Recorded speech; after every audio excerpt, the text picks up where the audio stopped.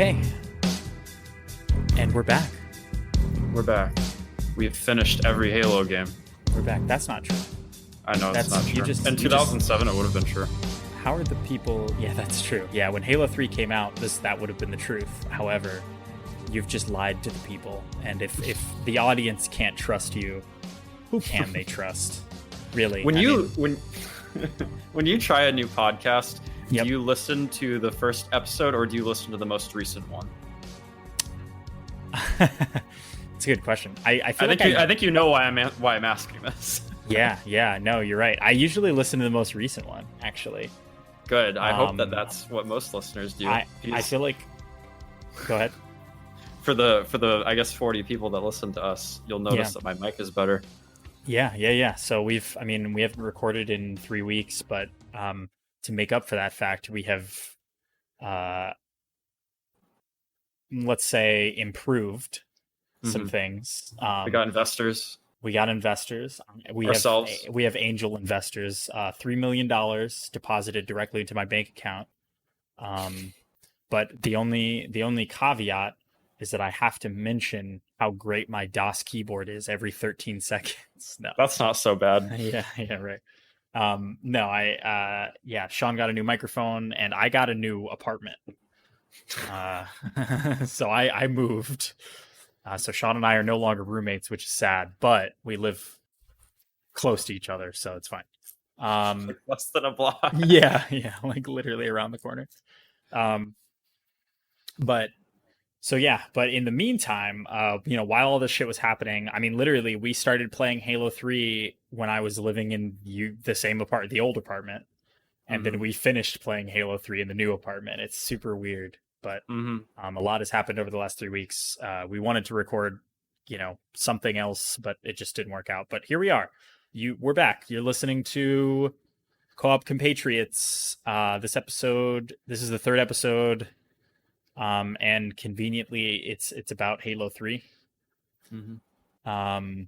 which we just finished 2 days ago. For the first time in a long time, for me. Yeah, I haven't played it since it came out. I played it obsessively for the year after it came out. Didn't play it much after that. That was 2007, right? Yeah. So I guess we can get into that. So Halo 3, highly anticipated sequel to Halo 2. Obviously, developed by Bungie, like the others. And it released on September 27th. 25th, 2007.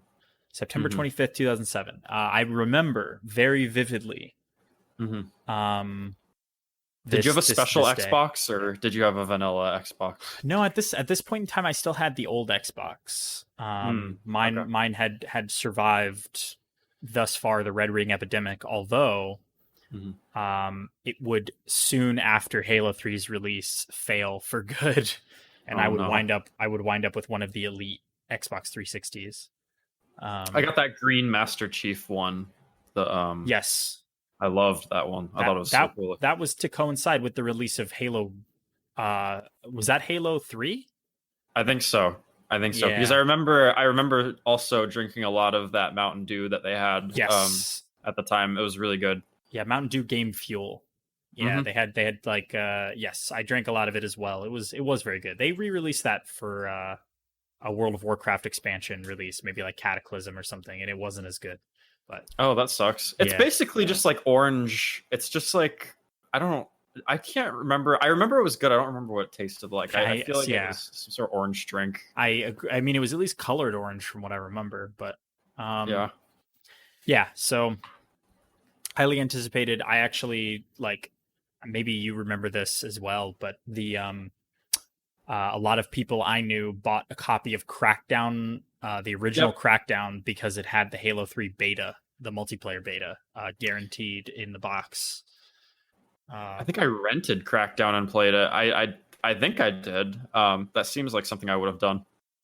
Yeah, maybe. I don't remember how it worked. I feel like if you just put in a disc from Crackdown, it just like Mhm. gave you an option on the menu that just said Halo 3 beta or something like that. Yeah. Yep. I don't But think it was like a code situation. I think it was just on yeah, yeah, maybe. Yeah. I feel like this could be the thing we get corrections about, but there. um yeah, no. And so highly anticipated Halo 3 obviously, the sequel to Halo 2 which had come out in 2004. So it had been, when you're a child, that's a long wait. 3 years is a long wait, even though in reality it's really not that long Hmm. between games, but I mean if you're a Half-Life fan, you know all that all too well at this point. But um Was this the last one made by Bungie? no, there would be two more after this. Okay. Okay. Reach and ODST, ODST. correct. Yep, Yeah. you got it. Okay. So, Okay. um, but yes, so we now a lot has happened since we last recorded a co-op Compatriots episode. Namely, um, Halo Master Chief Collection has come out on PC, and we played Halo 3 completely cooperatively online on the PC. Compared to what we were doing before, which on Halo 2 and Halo 1, we did split screen on an Xbox. And Hmm. boy, these games sure are easier when you have a whole screen dedicated to yourself and you can run it at 100 frames or whatever. Yeah, Um, I felt like an old man the whole time. Like I feel like every level, we didn't even have anything to add to the statement. We were just saying, "Wow, this is great on PC." yeah, And it's just, yeah, it's so funny. It feels like it should have always been there. yeah. Um, it was good. Just having mouse aim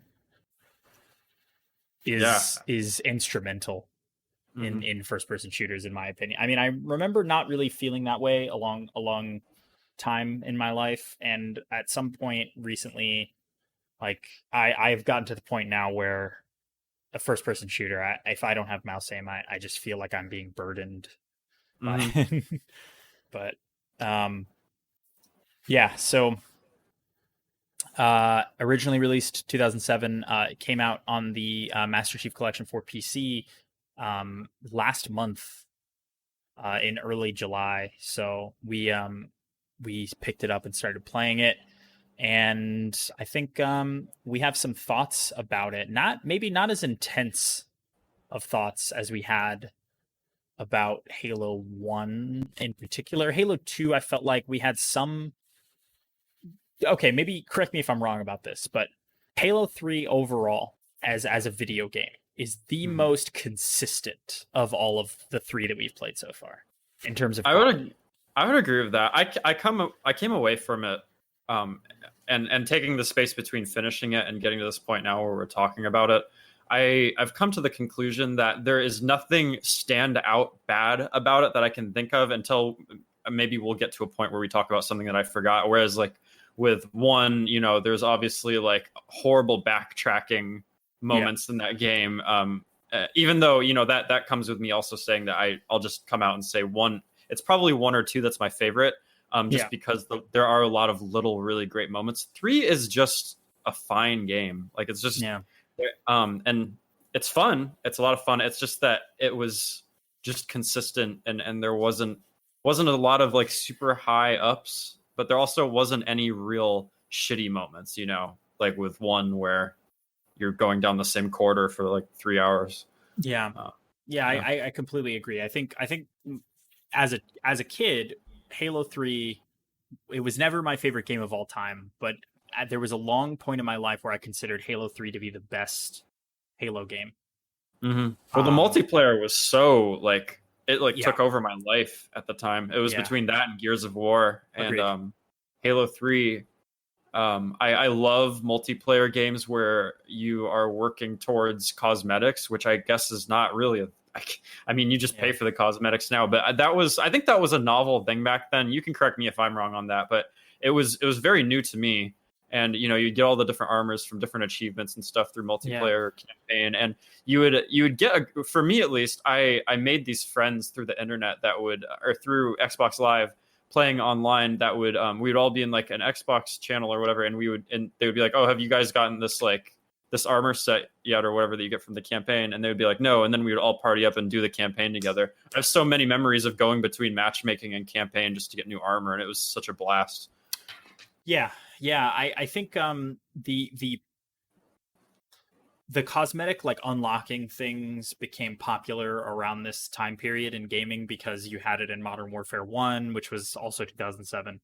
Um, Mm, and Halo 3, and you had it in a lot of multiplayer shooters were starting to get the idea that you need to, or not need to, but it helps if you incentivize your player base with like something to work towards I because love that. it keeps them coming back. That totally works on me.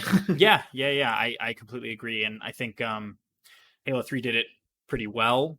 There was also, you got armor for completing, like you got armor for leveling up, but you also did it for completing certain challenges, if I remember correctly. So different things you could do in both the campaign and multiplayer, and then, they kind of they made that a major focus for people, Hmm. for sure. So yeah, and I think that's probably a lot of it. A lot of what contributes to my memory of Halo 3 is the multiplayer. Looking back at the time, I thought it was the best campaign. I don't think I feel that way anymore. Hmm. I'm with you in that it's the most, yeah, it's the most consistent.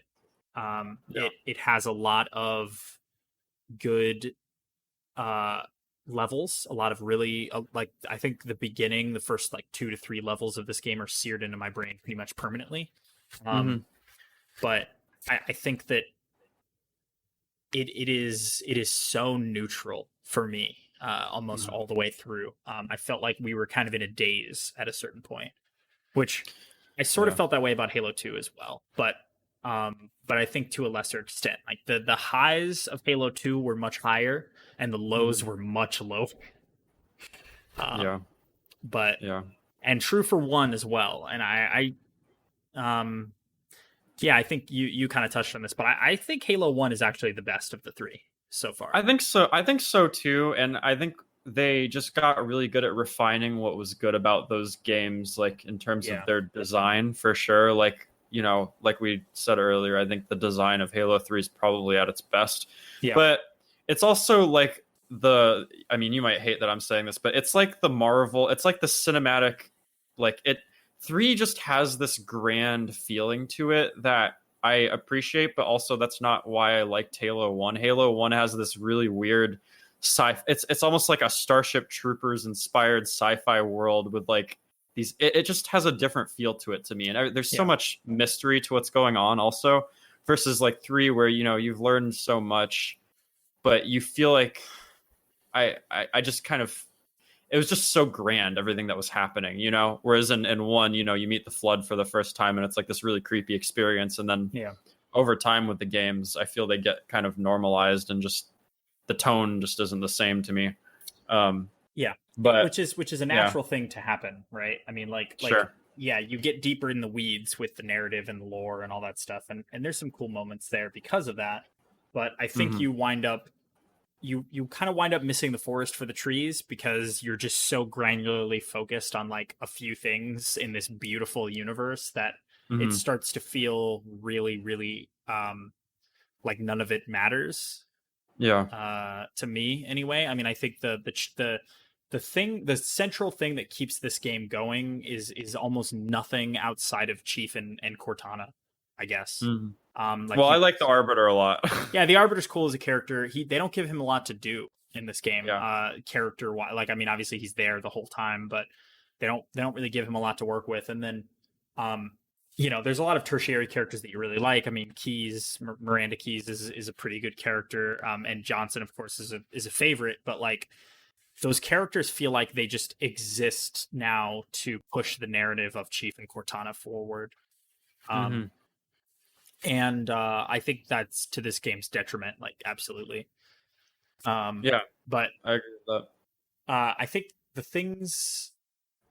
So the things for me that are most interesting about this game, are the moments where you kind of find yourself um, suddenly pulled out of your daze by going, "Oh, that was really cool," that. Hmm. you know. Yeah. Which we can like kind of hone in on those, but that was the thing that really, like, there are individual moments. I would say at least one in each level where you're just like, "Oh fuck, that was really awesome." Yeah. And then you're just right back into your fucking like I'm a robot playing through Halo. Mm-hmm. But anyway, um, cool. So I think we'll start kind of at the beginning. So they Halo has always sort of done this thing, but they extra do it in this, which is that levels can sometimes just be one cuts or like a couple of cutscenes. Yeah. So you get the arrival cutscene, which is just um, it's just opening cuts. It's just like setting up everything. So it's actually kind of a cut. So the Halo 2 ends with Master Chief in a ship saying, "I'm here to finish the fight."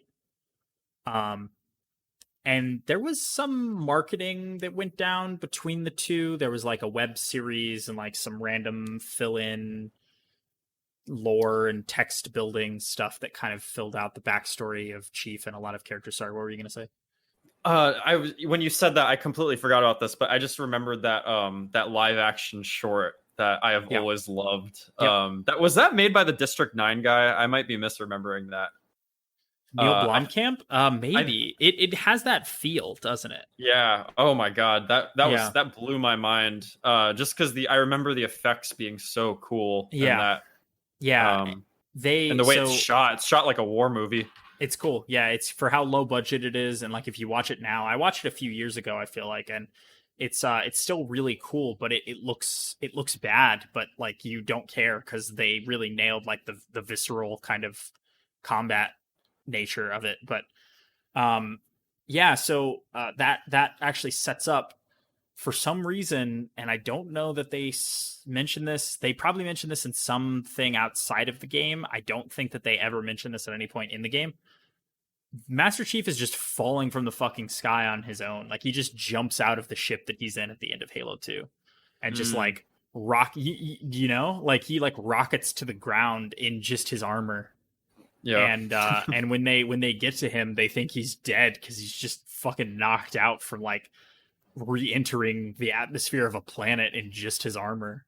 And he's all kind of like contorted too because the armor Yeah. is just locked up. Yeah. Um, I like to think that he was conscious in that the whole time. It's just the suit was rebooting and he was just talking in there, and that just nobody could hear him and he Yeah, couldn't yeah, move they because didn't the know. suit was just yeah. Yeah. It's like a car that wouldn't start.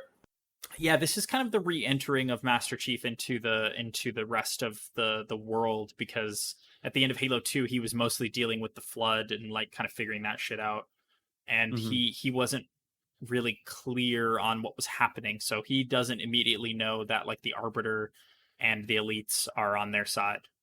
Hmm. But yeah, the Arbiter's there with Johnson when they find Master Chief kind of in his crater. Yeah. Um and yeah, um quick couple cutscenes, and then Sierra 117 is the first real level, and it is a fucking really good level, I think. It might be Um, one of the best because the way that it's designed with the enemies and how you're fighting them, it feels a lot more like the earlier games. yeah, I think that this game, for me personally, is at its best when it's these tighter, more well-designed linear areas. I think I was having the worst time in this one for some reason in the huge sprawling battles where you can't see what the fuck's going on, and like yeah, you sometimes it was cool. Like the Scarab is that fight is incredible to me, yeah, but because for that it's like there's not a lot of comparable things. Maybe you'll think of something, but like I think of like the Strider fights in Half-Life, and even those while I love Half-Life, that's there's something about fighting the Scarabs that just felt really cool. agreed. But I like the more linear sections of Halo 3. I don't like the more wide open like battle arena areas. Boy, then do I have good news for you about Halo Infinite. Um, yeah, no, I mean, I think that this level is pretty much all of the best that Halo has to offer. It's a mix of really narrow corridors, outdoor sections, more slightly wide open areas, but mostly linear, right? Yeah. But it presents all of the best gameplay elements. Minus, I don't think you drive a vehicle in this level at all. But Hmm. Yeah, you're right. It's like Halo 1's early moments where they kind of show you everything you're going to be doing within like a couple of hours. Hmm. Um, which is awesome. And yeah, I like the lushness. Like the funny thing about the Halo 3 PC release is that it doesn't really look very good. No, it doesn't. um, it's a I don't pretty even it's know if that's yeah. I don't even know if it's a fidelity thing. It's just yeah. like there's something there's something about the color palette of this game too that feels significantly less alien than the first two Yeah. games, especially the first one. There's a lot of greens and blues and indigos and very more Yeah. darkly lit. This game is very like bright and you're almost always like in the sun and I feel like I don't know. It's Yeah. yeah. I don't have a problem with the art direction per se. I think that stuff's fine. There's something, yeah, the color palette is a little weird. I think that texturally the game is like all the textures of the game are pretty muddy. Mm, Which I mean it's a 360 game, like what are you going to do? But they you know, even it really only looks worse by like upresing it. Like I'm running it at 2560 by 1440. mm-hmm, And you are as well, I'm pretty sure. And mm-hmm, you know, blowing these really muddy, ugly textures up to that resolution, to like almost a 2K resolution is just not doing it really any favors. But art direction wise, like there are scenery moments or moments where you're walking around, and you're just, damn, this feels nice, or this looks nice. But mm-hmm.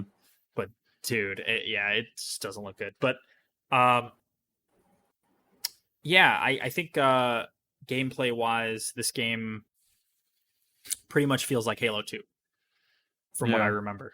Yeah, I think so Like too. from minute one, you just kind of feel like you're doing the thing. Mm-hmm. You're doing the Halo thing, Yep. Yep. and which is cool. Yeah, I mean, which is cool. It's fun, but Yeah. I there so I we talked about this briefly when we finished the game and I don't know if you have this I mean, do you think that one is your favorite of all of them for sure? um, I at the moment, well, I think ODST is the best. Okay. I think, but Well, that's super interesting. I can't wait to see that. I've yeah, come back to the I really really like 2. I was kind of hesitant about it like when we just finished 3, but I was thinking about yeah, the cutscenes and stuff. Everything about the story in 2 I find to be the best way that you could have continued something so simple with yeah, 1 and obviously I've already said I think 3 kind of like it gets a little bit overblown, but I love the two different kind of perspectives between the arbiter and the chief, and it kind of yeah, sucks that he doesn't get as much of a he's not as much of a character in this. And I love the opening with the brutes. I love yep, the kind of dynamic of the brutes being added, and yep, it's just I love two's story beats. Uh, and I mean yeah. mechanically, I think 3 probably made a lot of improvements, but I just felt more invested in what was going on in that story for some reason. Yeah, yeah. I'm with you. I mean, I think two as a narrative is absolutely superior. I think there are a lot of levels in two that I really don't like. Hmm. Like there are moments in two that are my least favorite moments in the entire franchise. So Hmm. but yeah, I mean, it's I could definitely see that. I could see somebody going Halo blank is my favorite game. Any Halo game doesn't matter what it is, and I could at least understand. Like Mm. they all have different things to offer, and Even if they say Halo Wars. well, that's a different can of worms. But I mean, sure, yeah. I mean, if you like mediocre bullshit RTS like fucking cobbled together with duct tape for a console, then Oh fine. god. Yeah, then there you go, I guess. But um, Are there Halo Wars fans that are gonna be pissed at us oh, now? I don't absolutely, even know. dude. There's fans of everything, man. Come on. Um, yeah, I don't like Halo. I think I liked Halo Wars when it came out. Played it again recently. That game fucking blows dicks. But um, yeah, I so uh Sierra 117 begins with the Arbiter and Chief kind of pushing through this forest kind of valley. Yeah, you get, I mean, off the bat you're fighting brutes and you know the rest of the Covenant kind of mingled together. No elites, because obviously the elites have seceded from the Covenant Union Hmm. and are now here to fight alongside the humans. They don't make an appearance in this level, I don't believe, on your side, but Hmm. um yeah, so you do the thing. You do the Halo thing, push through. At some point, Johnson is captured and you have to rescue him. I think the in-game storytelling of Halo gets worse with every game. It Well, becomes they. more and more relegated to radio chatter in a way that makes things confusing if you're not paying attention all the time. But Oh yeah, for sure. But I mean, we completely forgot to talk about Cortana like from the beginning and her sort yeah, I of mean, absence. well, she's yeah. So you left her at the end of Halo 2 Hmm. with the ship and the Gravemind, and that manifests Hmm. itself as basically fucking visions of Cortana that stop you from moving, Hmm. and loudly play a voice line and the same like three animations that they recorded for her. Um, they suck. Is she communicating with you, or are you imagining things that she said? Are you going like I what's think you're just happening losing there? your fucking marbles, bro. I mean, I don't know.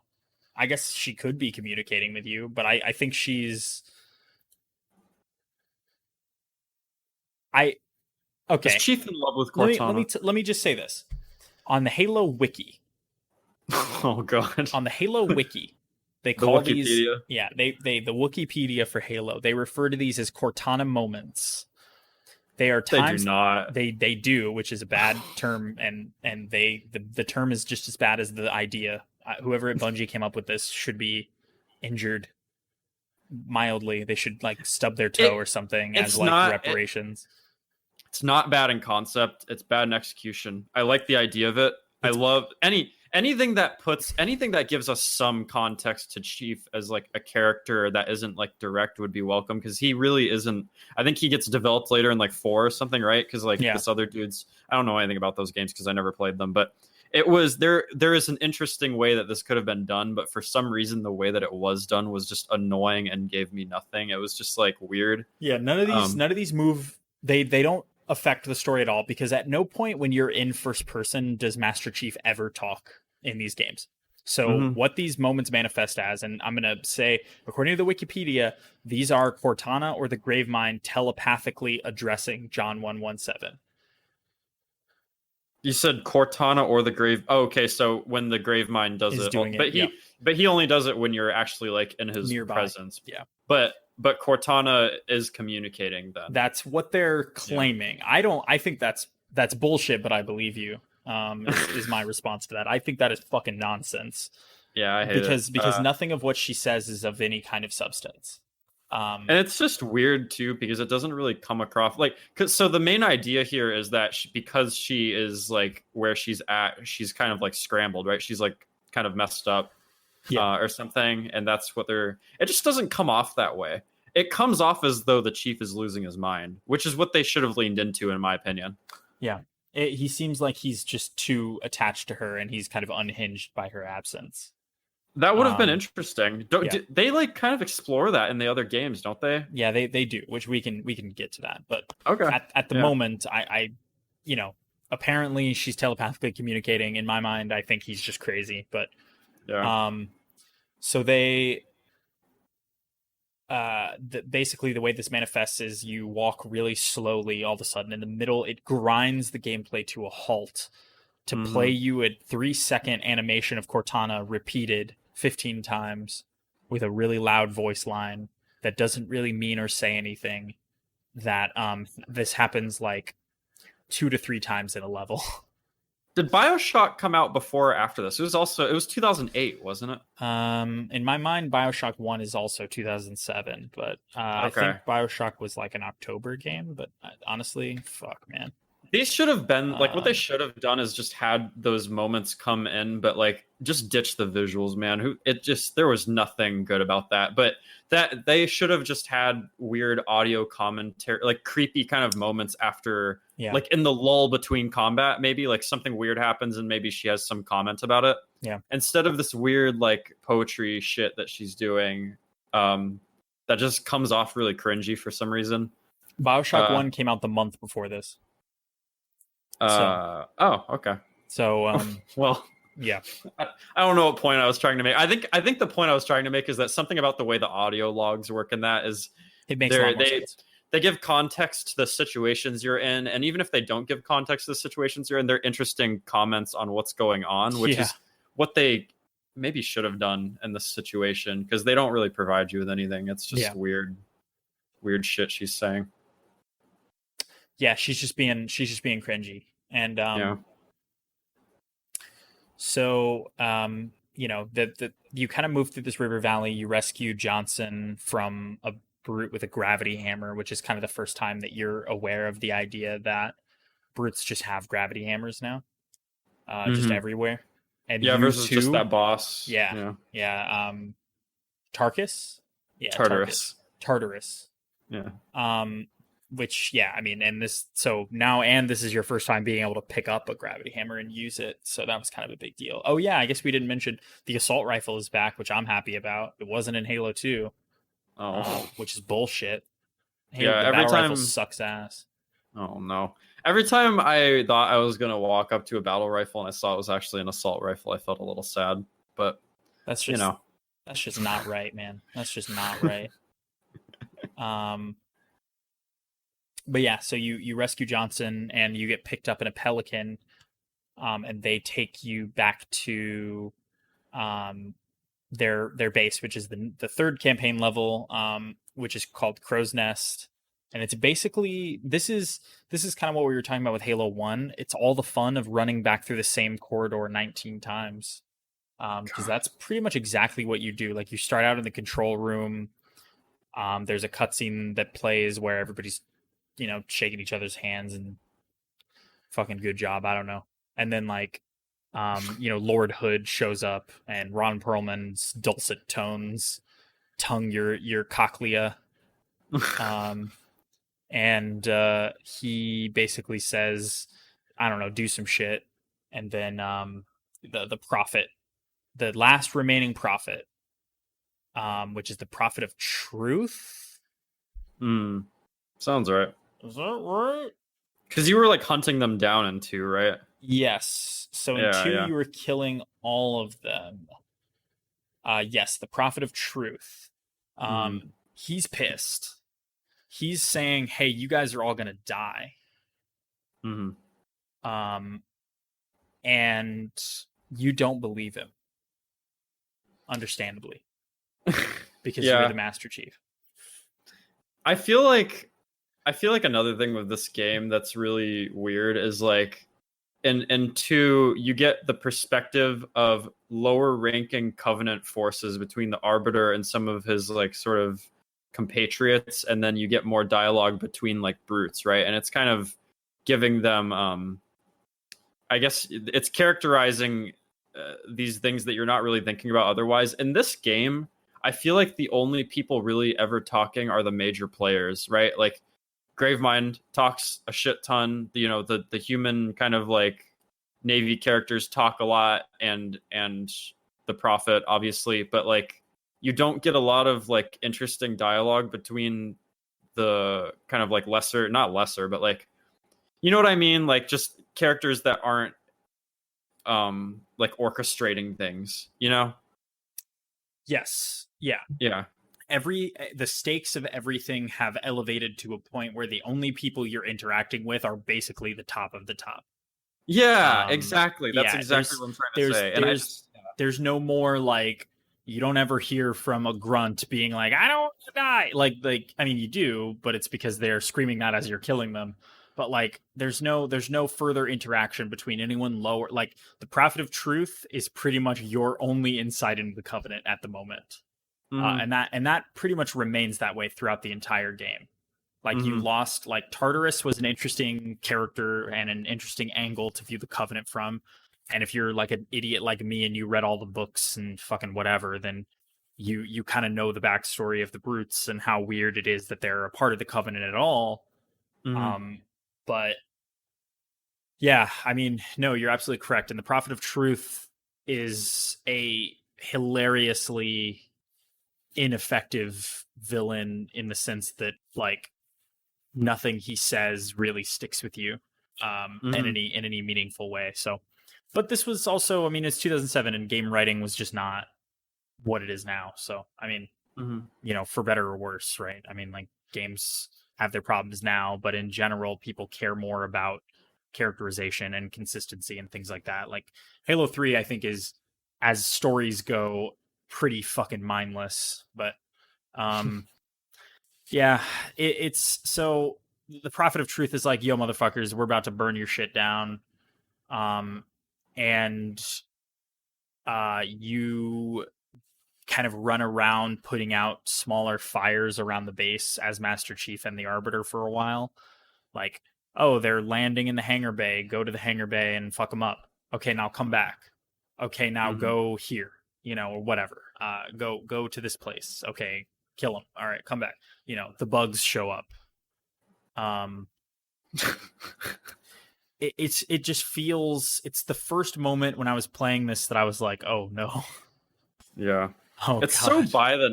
by the numbers. You're Yeah. just kind of like following orders the whole time. Yeah. There isn't really a sense of exploration and like Yeah. wonder. There isn't like these moments where you're just like, where am I? Like what is going on? You're just kind of like doing things the whole you just kind of like I don't know. You're going through the motions, you know? I sound like I don't like this game, and it's not that. It's fun, and there's a lot of reasons to like it. It's just there's something very sterile about it. I don't know what it is. Yes. Yeah. They're. I think they had really nailed the formula, Yeah. and I think now, as people playing this game in 2020, we're realizing just how nailing the formula basically means removing everything that made the first two games kind of Mm-hmm. frustrating sometimes, but more interesting in a lot of ways. Mm-hmm. Mm-hmm. And retaining the things that are maybe more like baseline, like what you expect from a shooter now. Mm-hmm. I think, yeah, I mean, this level is the perfect example of like this level could have been in Halo 2. If I didn't play this game last week, you could have been like, remember that level in Halo 2 where you run around the underground base and then the bugs show up and then you shoot, and I'd be like, yeah, man, Mm-hmm. yeah, I do. And they'd be like, psych, that's Halo 3. And I'd be like, bro, who cares? Yeah, I mean it's yeah, no, I remember this level very vividly as a Halo 3 level, but literally only because I've played it so many times, I guess is what I'm trying to say. There's nothing unique or special about it that makes it a Halo 3 Yeah. level. But anyway, so yeah, you kind of do your shit. You arm a bomb to blow up your own base and the Covenant invading it. And you dip out. Mm-hmm. You kind of you remove yourself from the situation. I think this level ends like in an elevator, and then you wind up like underground for a second. And Yeah. then the entire next level is just you driving around, which is pretty fun. Yeah. The driving levels in this game are infinitely better than they were in the other Halo games. And there are a few of them, which is cool. But Mm-hmm. you wind up in situations where, like in this, I think you do. This is the one where you start with the warthog, but at some point we wound up driving the brute choppers. I think because our warthog got like fucked up. Yeah. Your vehicles are constantly breaking, so you Yeah, do have to do yeah, like GTA style commitment to the vehicles, hop from one to the other yeah, as they're exploding with you still inside of them. yeah. I think I died the most in this game of all three. That might be wrong, but I died a shit ton of this in this game just because I couldn't see what was going on half the time, especially when we were driving around. Yeah, I man, would just explode randomly and be like, okay, well, that's fine. it's hard to keep track with you and dying, but yes, I mean you did die a few times. I think this game has the most like random moments where they're just like gotcha. Yeah. But yeah, I this level is called Savo Highway, which I forgot to mention. It's Mhm. basically like a kind of an open, just jump in this warthog and drive through. Clear out some Covenant forces, encounter the brute choppers for the first time, realize that they can fuck you up really easily. Yeah. And your vehicle, especially because they just shoot explosives, like little, like, I don't want to say rockets, but I mean, they kind of feel that way. Hmm. Um, You get overwhelmed real easily in this game, I think. yes, absolutely. Yeah. And then so there's kind of some moments where you wind up, on the highway, like you're veering onto and off of like what is basically a destroyed highway. Um, and there's really not anything story that happens in Hmm. this. I don't feel like. I mean, correct me if I'm wrong, but I feel like you just kind of go from one point to the other, which is funny. In a game as like with as few levels as this game has, like this is the fourth level of like 10, Hmm. and they wasted, I don't want to say wasted, that's like really harsh, but they used an entire level on nothing story related happening. Yeah, the game is not long by any means, but it feels long in certain parts for some reason, and it's just because you're just doing shit in between story beats, like levels like this, where yeah, you're just kind of. I wouldn't be able to correct you on if there was a reason because I had such a hard time retaining why we were doing certain things until we were in the moment. That was the thing. Like once we were actually doing the thing, I was like, okay, I get what's going on here. But for some reason, I couldn't like I don't know. I couldn't tell you like why we were doing that. Yeah. Yeah. I mean, there's like a lot of things. So at this point, you're just kind of getting from one place to the other, right? Yeah. You wind up. So the next level is called the Storm, and you're there to retake um, a city Hmm. of Voy, Hmm. and it seems to be the case that there is maybe the Covenant are gathering here for some reason that might not be entirely clear yet, but winds up being like a portal Right. Yeah.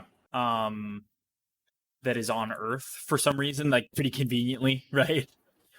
Was Um, it's not like a naturally occurring thing though, right? Like they have that machine that. well, I think it was built by the Forerunners. So yeah, Oh, you're right. you're Okay. correct, but it's not like it was built recently. Like it's really old, Hmm. and it's pretty convenient that the Forerunners and humans are just like related so closely. It seems like, but From this point, right? Because that gets explored in 4, right? Like we don't have yeah, much. they go through that, and there's a book that covers it. But like, I think the thing that's like, you could explain it all you fucking want, man, but it doesn't make it less dumb. Like Oh you're yeah, telling me, you're absolutely. telling me of the entire universe somehow humans and Forerunners are like related. They're like humans are descendants of Forerunners, and they reference that a few times throughout this game. I don't know. It's whatever, but the gameplay of that level was really cool, and the gameplay of the Storm level is also really cool because this is the Mhm. level where the Scarab comes back. Yeah. And you kind of find yourself pushing through like an exterior part of the city, like through a base, to disable some kind of gigantic aircraft battery situation. Um, Hmm. and uh, it's fun. There's like a good mix of stuff. Like you're on foot a lot, you're in vehicles a lot. This is, I think, the first level where you get to use the mongoose, which is like the little ATV thing, Oh right. Yeah. which is kind of a silly little thing. Um, It's basically useless. it is, but it's fun. It's like stupid, like you just can't Yeah. help but enjoy using it. But yeah, I mean, it's basically like a fucking please kill me target painted on your back. But yeah, I mean, Yeah. the you kind of drive around in whatever vehicle you choose. I mean, you could hijack a ghost, you could do whatever. There's wraiths, I think, in this little area, and you cleared a few of these areas, and then at one point you clear one out, and then the scarab shows up. Hmm. And then that's where shit really pops off. Like you're just like, fuck yeah. Like, shoot the legs of the scarab, make it kneel down, and you jump inside just like in Halo 2, and except it's not scripted this time. Like that's the thing, is that this is like just happening in the game. In Halo 2, it was like a scripted event, right? Like Yeah. you were like walking on this building and they're like, jump on, like you kind of have to do it yourself this time around, which is cool.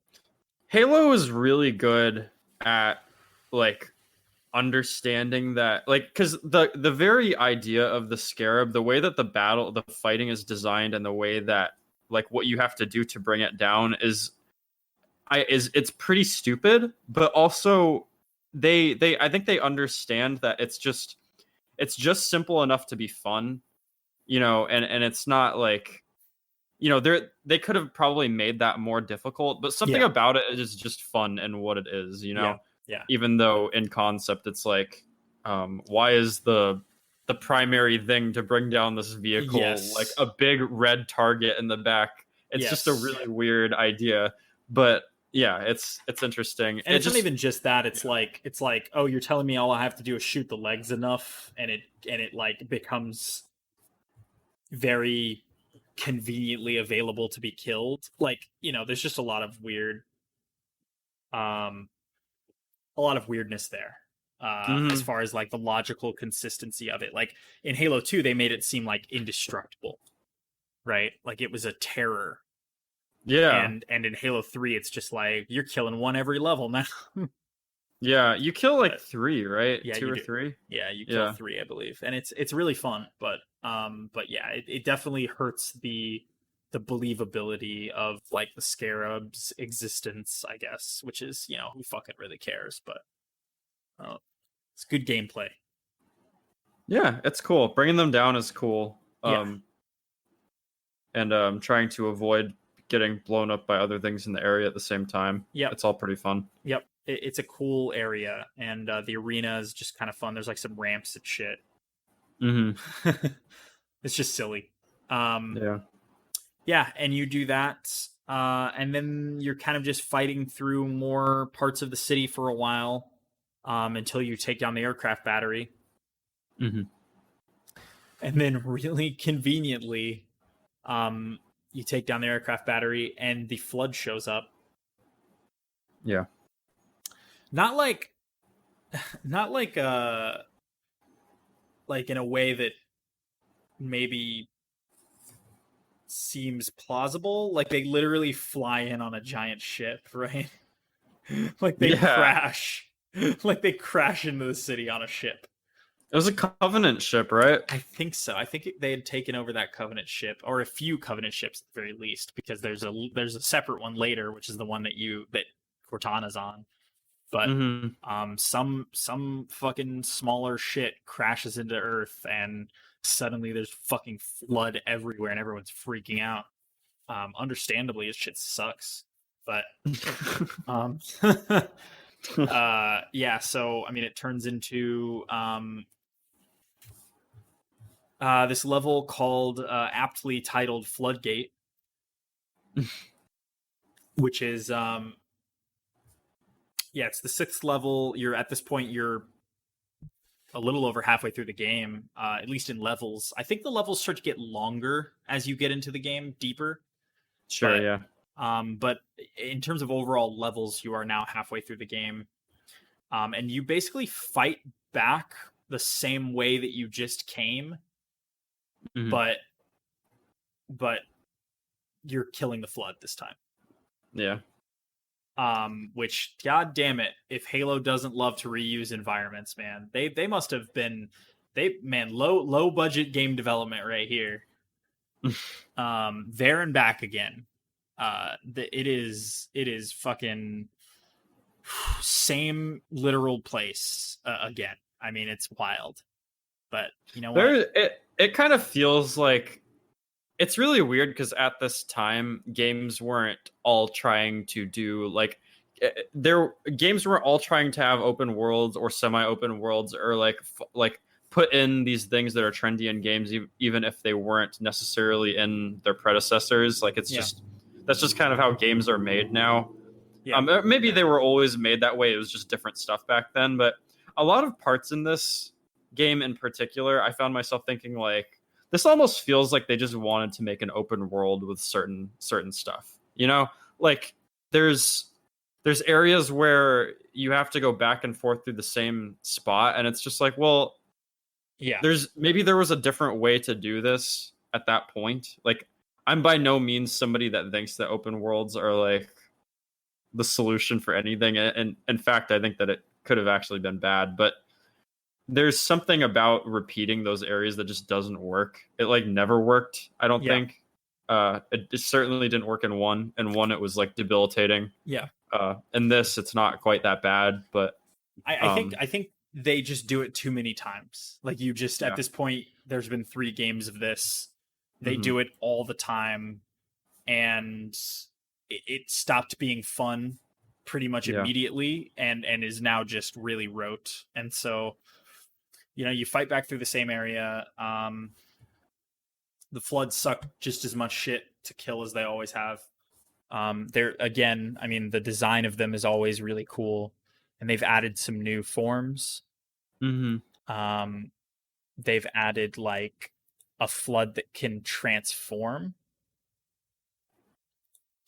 Yeah. It's so weird because I I like this, but I also hate it. I Yeah, hate how overwhelming it becomes. I think that if there was a different way that I would have wanted this to go, I kind of wish there was less flood, but they were harder to kill.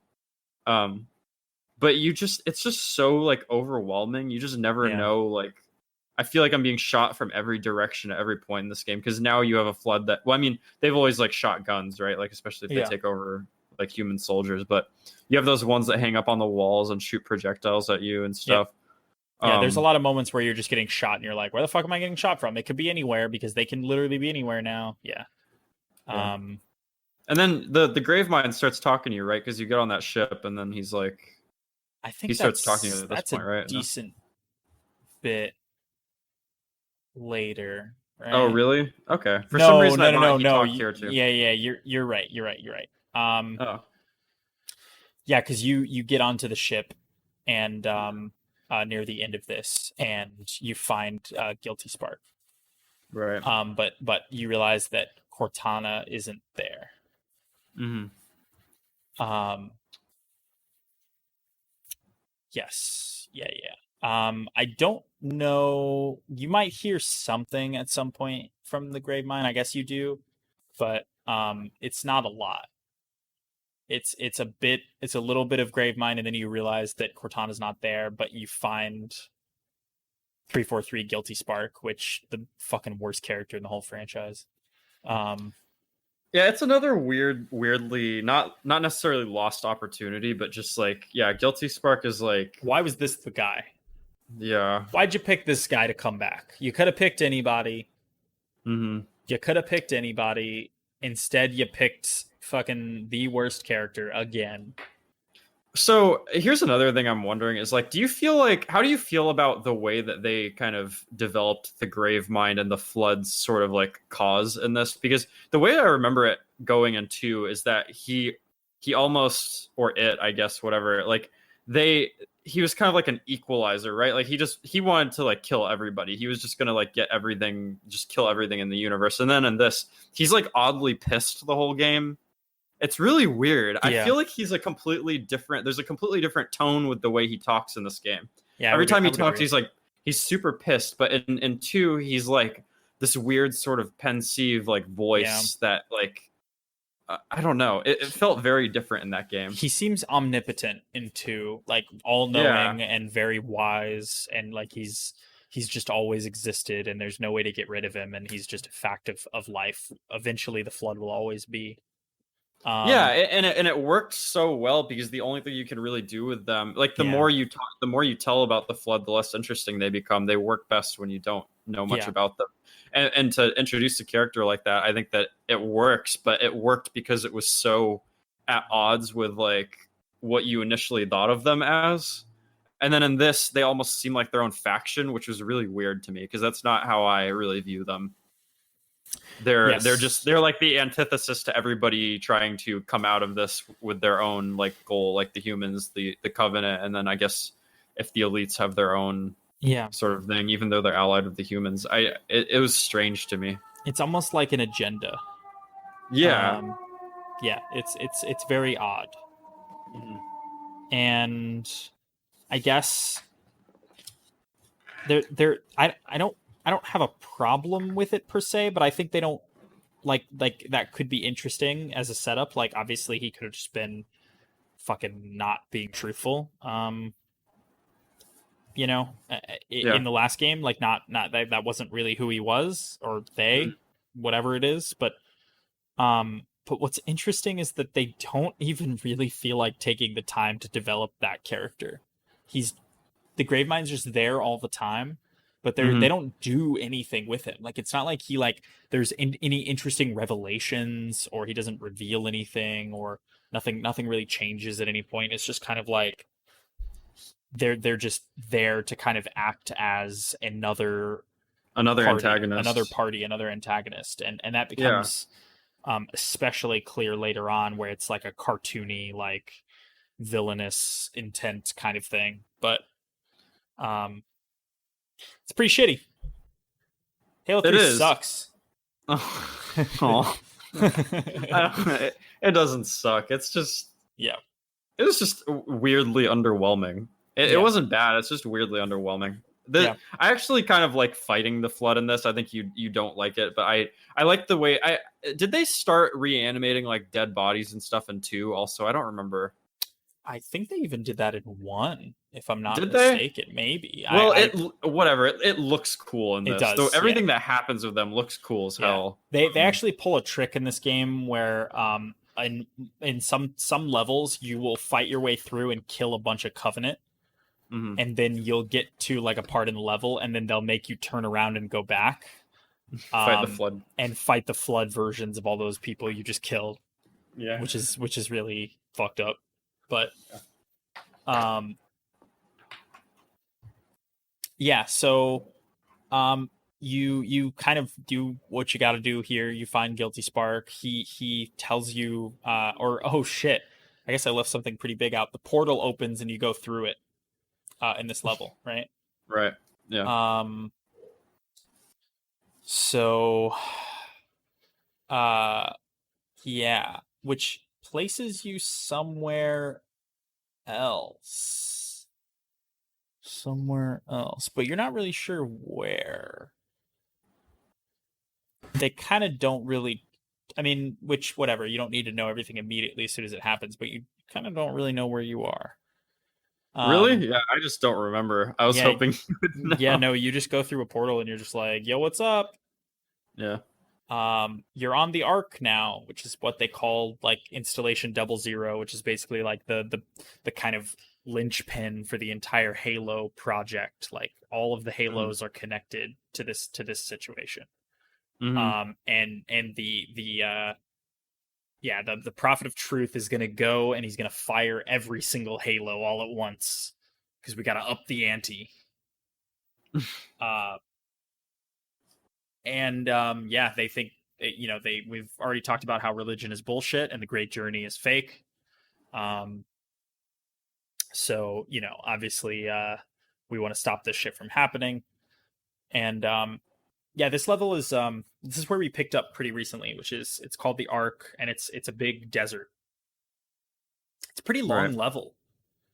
It feels like you start out on foot, fighting through the desert, kind of mountainous region, and then you kind of go back and forth between being on foot and being in vehicles, Yeah. a lot, and it's a cool level. Like I think this is a good one.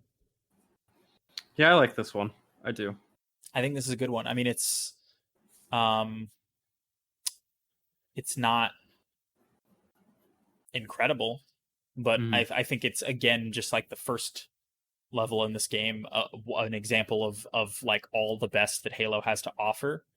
Like really good, well designed on foot levels, some good vehicle stuff. You get to drive fucking tanks Oh yeah. at some point, which is always good, bro. Oh Yeah. god. Especially two tanks just rolling through, blowing everything up. Yeah, it's not even fair. Um It's hard to imagine playing this game single player now that I think about it. yeah, yeah, for sure. Yeah. It was kind of just never the way to do it, I think.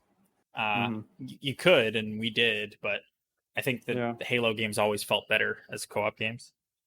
Yeah, for sure. Um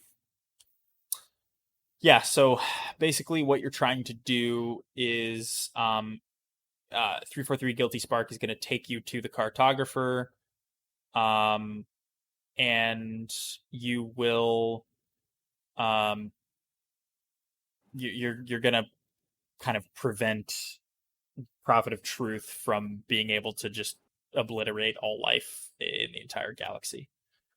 Um, yeah, it's another kind of point A to point B map. Not really a lot happens in between, but you're getting from a place to a place.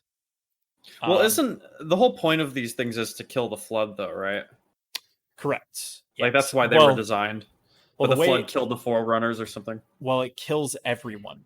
So the flood exists only as long Right, they're a right, parasitic life form, so they only exist as long as other life forms exist. Yeah. So it wipes So it's basically big gun suicide. Like you're just yeah. like putting the big gun up to the universe's cranium, hmm um, and pulling the trigger. And yeah, And the Covenant's gonna do it anyway, but for different reasons. well, Which yeah, is the yeah, prophets believe that it's a religious thing, like that if they yeah, do they're it, they'll get to go on the great journey. They'll be taken to their promised land. yeah, Um, and that's it's an interesting kind of thing because I was trying to like figure this out in my head because there you kind of get the sense like in another universe, in another like movie or game, like the Covenant and the humans would probably have ended up uniting to destroy this threat. But what actually happens is it's just a race to who gets what they want first, right? Like the Covenant is not really concerned with the flood in this game, which is to their detriment because it's kind of like what leads to them falling, right? But like yeah, they're just like, we're doing this, we're gonna do this, fuck it, whatever. Like it isn't because of the flood, we're gonna go on the great journey. But it's just weird because the flood are like just sort of because you're like allied with them for a little bit, which is super strange to me. That makes less sense than being allied with the Covenant. It's shocking if you can be more of assistance to like a parasitic life form than like than I guess these religious fanatics. yeah. I mean, Um, it's very much a the enemy of my enemy kind of moment. Like both the flood and the humans realize for a split second that they're about to all be obliterated, and so they which decide is to, weird. yeah, yeah, Siding with the flood is so weird to me. yeah. It is. It is. They definitely seem like the greater threat for sure. Well, I mean, generally, I think you're right, but at the moment, maybe Yeah. not. But yeah, I'm with you. It is that's a pretty strange moment, but It's a um, testament to the Covenant and how dedicated they are to what they need to do. But yes, now you got me kind of wanting to read the books because I yeah, actually find this world really fascinating. I always have. It's just there's something. It's not always presented well yeah, in the games. Not always, but sometimes it really is. yeah, Sometimes it's really, really well done. But some of this stuff I would actually be interested in reading about to kind of yes. understand these dynamics a little bit better. Yes, Yeah. yes. It is um the books are like any other science fiction kind of multimedia property like Star Wars or Star Trek or anything. hmm It's the books are such a up and down level of quality, but I think the very first 3 or 4 are all really solidly written hmm works. That provide that like the Fall of Reach in particular is like, it was such an essential backstory that they wound up making a game that takes place kind of in the periphery of it. hmm Like the game Reach and Fall of Reach are not the same storyline, but they are related to each other, and they're happening concurrently, and it's very fascinating. But hmm um, Yeah. yeah, there's some good shit in there. I think yeah. So this is the 8th level now, called the Covenant. Um, so at this point, you are just attempting to stop the Prophet of Truth from firing the rings. hmm Um, and you there's like a pretty interesting moment where you have to deactivate those 3 towers, and I think you wind up flying, right? This is the one where we flew the Hornets, Yeah. Yeah. which was Yeah. pretty neat. But you fly, and you're kind of pretty much entirely fighting the Covenant. And this is like an example of one of those levels where you kill a bunch of Covenant, and you get to like a moment, like a cutscene moment with Johnson, and I guess Miranda Keys dies here. Mm-hmm. Johnson uh survives, but at what cost? He's upset. He's upset because he just watched Miranda Keys get fucking blatted, bro. She gets like absolutely just, they shoot those spiky fucks into her. I mean, you remember it's bad. Like you're like, what? Yeah. It kind of comes out of nowhere. You're just like, damn, dude, they just did not even fucking give a shit. Like Yeah. video games didn't do that too often back then. I mean, it was they just killed her. No qualms. It's surprising, like in theory, again, like in concept, it's kind of like surprising, but for some reason, the way it goes down doesn't work for me, especially in contrast to the way that her father dies. Yeah. Like that is such a memorable, weird Yeah. like thing in the first one that is like it's such like a keystone to that game to me. And her death is so unceremonious, which I guess it I mean it can be, but like um yeah, it was really when it happened, I was just like, oh, that's weird. Yeah. There's nothing really to it, honestly. Yeah. But for how much screen time she's gotten at this point, I think that's what was like kind of jarring to me. Yeah. And I guess this is like spoilers, but I kind of felt the same way about Johnson and the way that they handle his death and stuff. It's just there's something really like that one means a lot more to me, and I think the way that they handle it is at least a little bit more in line with like what makes sense for that moment. Yeah, a little. Like, yeah, it's like there's it's some definitely build more. up. There's some build up, and there's a payoff, right? In this, Yeah, there's like no build up. Miranda's just like, I'm here to save the day. Blat blat. Fuck. yeah, I'm dead. No, yeah. like she actually doesn't even get a chance to like say or do anything, which is fine. I mean, that's some cheesy ass shit whenever they pull that in anything. But like there's no like, she doesn't even get to like kind of tackle her death. You know, like she's just like, I'm here. Oh, and then it's like she's immediately dead. She dies instantly, Mm-hmm. which is interesting. But yeah, and you fight your way in, and you kill all these fuckers, and you kill the Prophet of Truth. Arbiter fucking sticks him.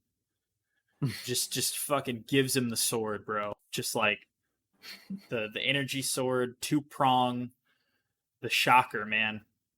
Yeah. Yeah, he fucks him, and immediately the flood turn on you. Like Yeah. literally immediately. They're like, that is pretty funny. It's they don't give a shit. Yeah. Yeah. Which, so the flood, there's a cutscene, the flood turn on you, and you gotta escape. And this is, I mean, you run back out the way you came in. So they do it again. Mm-hmm. You leave. Yeah. All of the Covenant that you just killed are now become flood, and there's fucking thousands of them. They seem to like infinitely spawn. I mean, I'm sure they do, honestly. Yeah, maybe that's true. Yeah, you fight back through, and it's I am okay with this level. It's at least like, you know, visually kind of nice, like with the long hallway with all the rings that you can jump through on legendary to get that armor or whatever. Yeah, it's visually a very memorable level. Yeah. Yeah. It's cool. Gameplay wise, it's fine. It's another one of those, but it's a visually nice level. And you do that, and they kind of just do that thing that Halo does sometimes, where they're like, up until now we've been obsessed with making you play every point A to point B moment, but now we realize we're running out of money and time, so let's do this part where you just get to a random part of this level, and then we switch to a cutscene where now all of a sudden you're in 2 Banshees. Like, yeah. I won't complain, because I got really sad when you brought up the flying. I think this game has the least flying of all of them. Yeah. And the Banshee is my personal favorite like Halo vehicle. I love everything about its design. I love like flying them. It's just such a weird feeling thing that just doesn't quite feel like any other like video game vehicle to me. And that you really don't get to do it a lot in this game, honestly. I think you did it like a shit ton in 2, right? Yes, yeah, there were like multiple entire levels dedicated to flying. Oh, I loved it. Um, yeah, I'm kind of with you. It mixes it up nicely, and they definitely had a lot less here. So I It's completely ass agree on with you. keyboard. It's ass on keyboard, but I could Well, probably plug in my controller. yeah, I actually don't even know. I don't know that I even agree with that. I mean, it's definitely I felt like more. flying the helicopter on keyboard was it just there was Yeah, something the weird. Hornet. Yeah, Yeah. it's definitely more unwieldy, but I don't think it's bad. It just takes a lot of like weird kind of figuring out the Mm-hmm. control scheme. Um but yeah, it's no, I agree. And but it's just really funny because they like I mean they could have fit in a flying level here if they wanted to. I mean Yeah. like you fly away and then you end up somewhere else. Literally like you get to a certain part, the level ends and you jump into banshees and then you fly over a painted backdrop for some reason because suddenly the background is just like a still painting. Mm-hmm. And then you're in a snow level now. Like you crash your banshees into the side of a snow mountain and you're just there. Yeah. um Just need a change of scenery. yeah, fuck it. um or wait, am I? Yeah. You fly a banshee. Yeah. You fly. No, the snow level's after this. Yeah, so you fly the banshee. You crash into High Charity, which is the ship, the Prophet of Truth ship, where the Gravemind is now at, and you fight through the ship to get Cortana back. That's what it is. Cortana. So the Hmm. Cortana is the name of the ninth level. Um,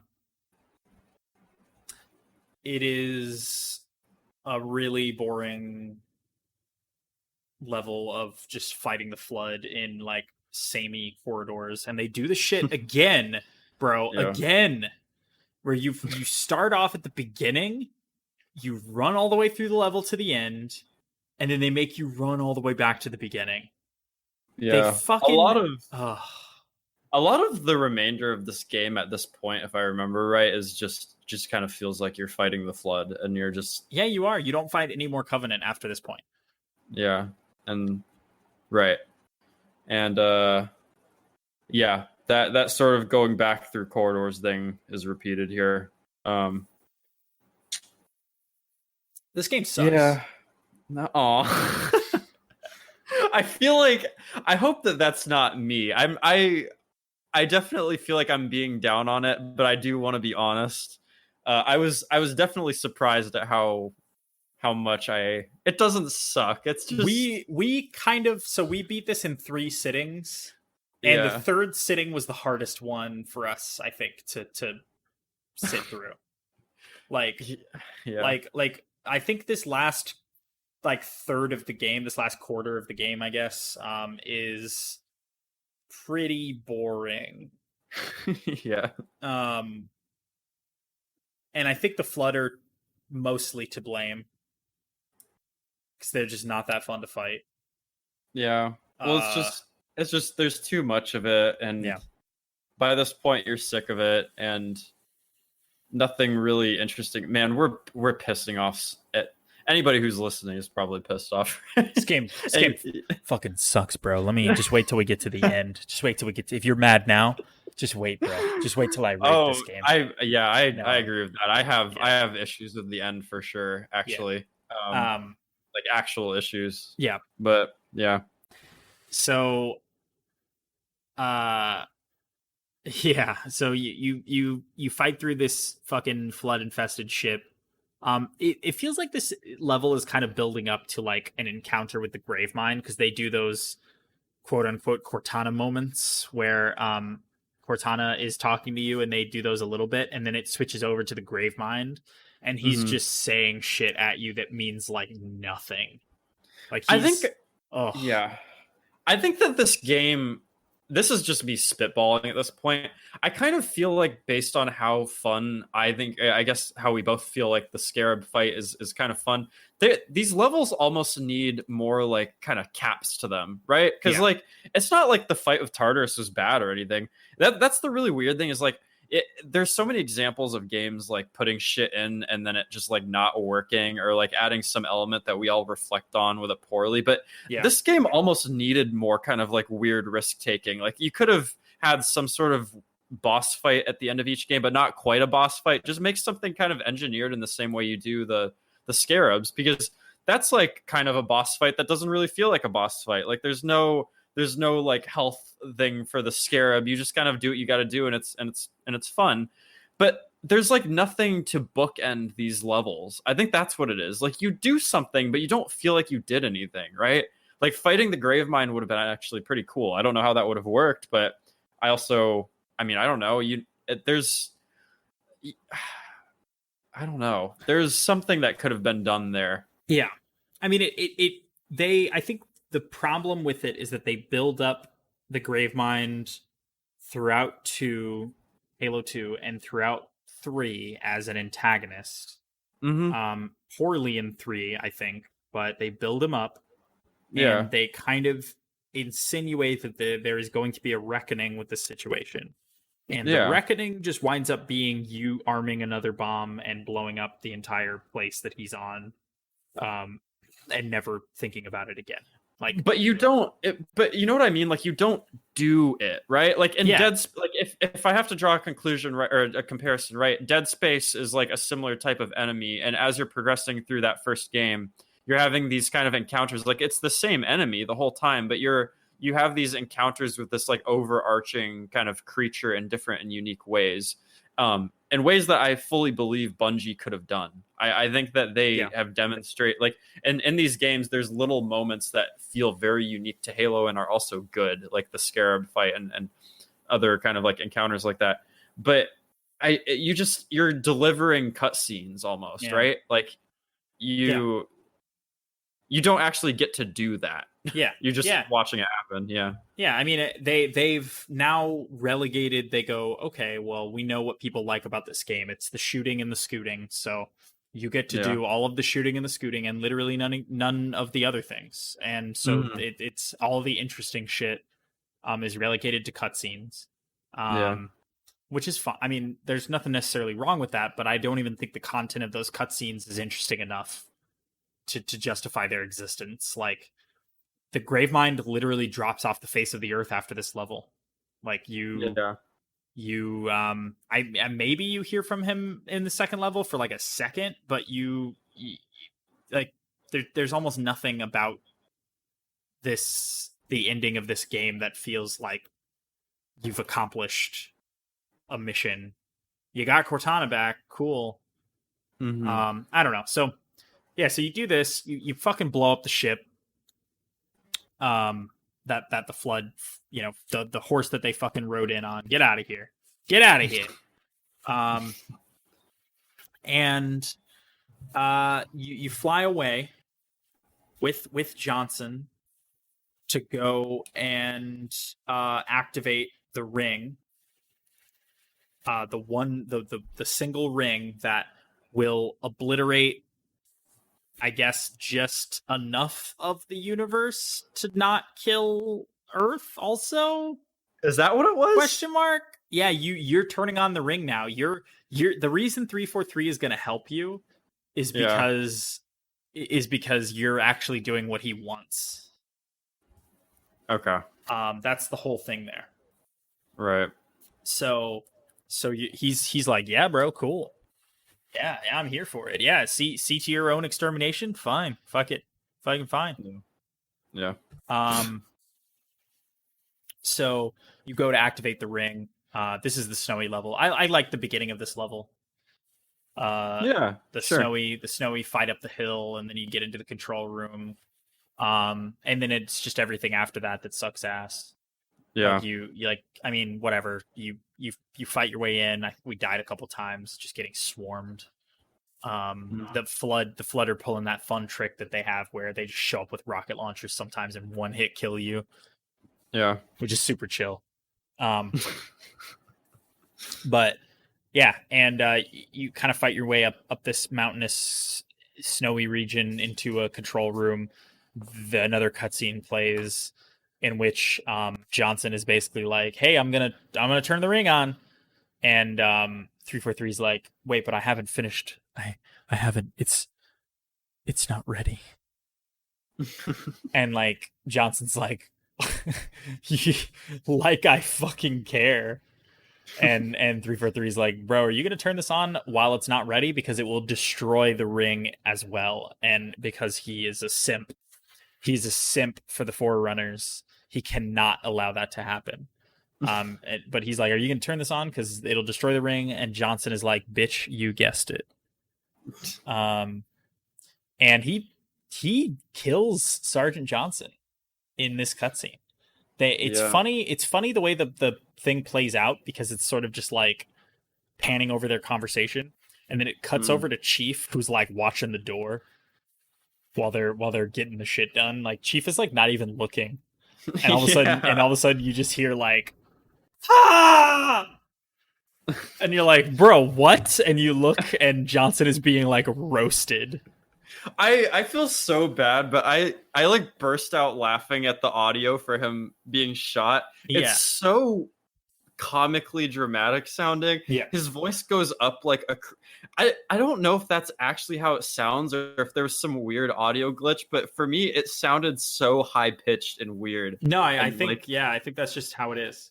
It was funny as shit to me, and I love him. Like, it is a sad moment, but it took me out of it for some reason. Yeah. His fucking scream, dude. Yeah, I agree. It's very sad, but it's also maybe not portrayed in the best way.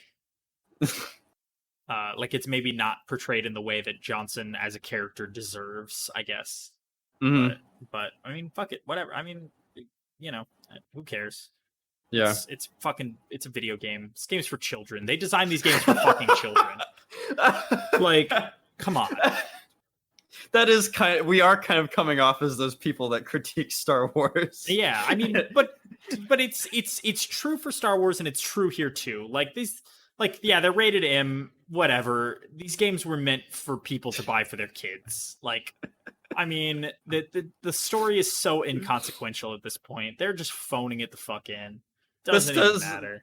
This reminds me of that thing that you and I talked about with I think this was in a Mandalore video. Shout outs to Mandalore. Yeah, Mandalore's greatest YouTube channel ever. Yeah. He was talking about Dead Space 2 and about how the like, even though that game is like a hard M, like, you know, Halo at this point, I don't even know if I think that M is appropriate for that game, if I'm completely honest with you, but I think that that's like the way that PG-13 and R have evolved over time.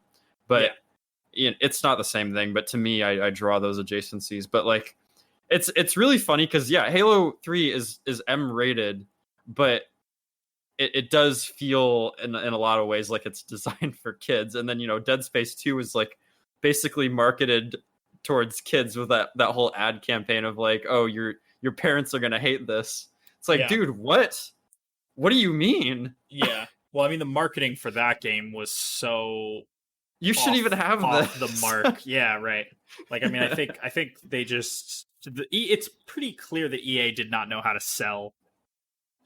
Even Rockstar knew not to do that, and I kind of wish Rockstar did, because that would have been fucking hilarious. Yeah. But be like, your parents are gonna hate how good the prostitutes look in GTA 4. Yeah, it's definitely interesting. But yeah, I mean, Halo 3, it's a joke. It's a joke at this point.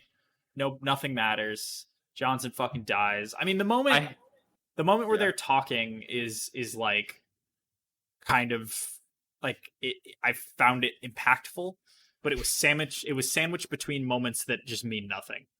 Like everything up to this was just like Halo gameplay. Johnson dies in a way that is not really particularly well executed. And then immediately after this, you go back to more Halo gameplay, and then you drive a Warthog up a bunch of ramps. Did you have to use the Spartan laser to kill 343? Yes, I did. Okay. Oh, yeah, that's right. You died immediately. I died. I should make this. I should make this comment because I died, but I hate this boss fight. I think it is so boring. Yeah. Even what I remember about playing it. But you were so bored. You were so bored you committed suicide, bro. You just like walked off the side of this ramp.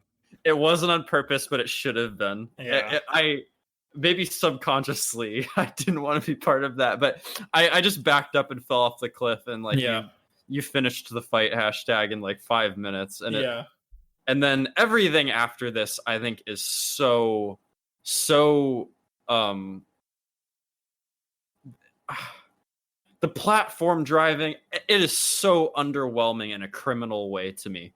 As the ending of this game, like, we're finishing the fight, right? Like, this should feel really grand, and maybe it did back then. Maybe there is like a weird FOMO thing going on, and it felt more grand back then, but it's so like it's just not very interesting, Yeah. Yeah, I mean it's a throwback to Halo 1, of course, but Yeah. I think that I think it feels pandery, and it doesn't have the same impact that moment had in Halo 1. It plays better than the one in Halo 1, but that's not Mhm. really saying much. Like, it's because there's almost no challenge to this one.